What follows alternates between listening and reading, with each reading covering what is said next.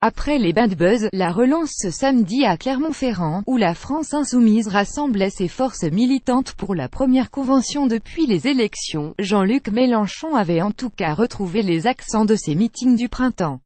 On le disait déprimé, gagné par le spleen, après l'échec du mouvement social contre les ordonnances devant ses troupes sagement assises en table ronde. JLM a comme souvent repris ce bruit de fond médiatique à sa sauce pour mieux le démentir. Sur une estrade en forme de rond au milieu d'une foule d'insoumis dont beaucoup étaient tirés au sort, le leader de la France insoumise a surtout livré un long discours destiné à motiver ses troupes. Nous sommes encore bien fragiles mes amis et nombreux sont ceux qui veulent nous voir chuter, a-t-il d'emblée prévenu. Les polémiques dont la France insoumise a fait l'objet, JLM a vite glissé dessus. 5 mois de dénigrement ininterrompu qui ont blessé profondément certains d'entre nous, a-t-il évacué, en jouant les victimes. Des fois la cadence de 2 buzz par semaine, nos familles traînées au pilori médiatique, a-t-il poursuivi. Allusion à son amie Raquel Garrido, épinglée pour non-paiement de ses cotisations retraite et qui a préféré quitter la France insoumise et la vie politique. Allusion aussi à Danielle Simonet, qui a fait l'objet de révélations sur son logement social. Des mois de combat pour elle, pour dénoncer Lafarge, collaborateur de Daesh, l'a-t-il salué. La suite après cette publicité pouillennoise, Jean-Luc Mélenchon n'a pas mentionné la députée de la France insoumise Danielle Obono, cible de récentes polémiques sur sa proximité intellectuelle avec les indigènes de la République. Mais il a livré un discours offensif sur la laïcité pour répondre à l'accusation d'islamo-gauchiste que répète Manuel Valls depuis plusieurs semaines.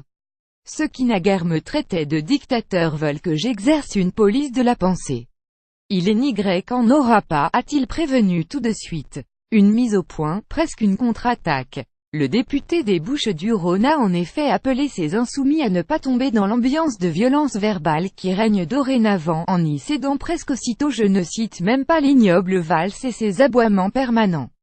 Puis il a hurlé 2 fois pas de religion en politique, avant de dérouler son mantra en la matière. Nous ne voulons pas que la laïcité soit transformée en prétexte pour mener une guerre de religion contre une religion.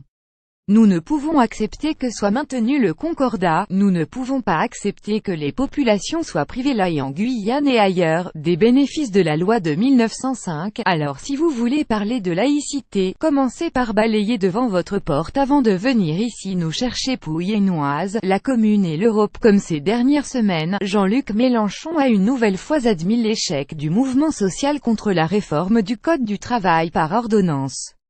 Après avoir reconnu à Athènes que Macron avait le point, l'élu a ouvert 2 fronts de lutte.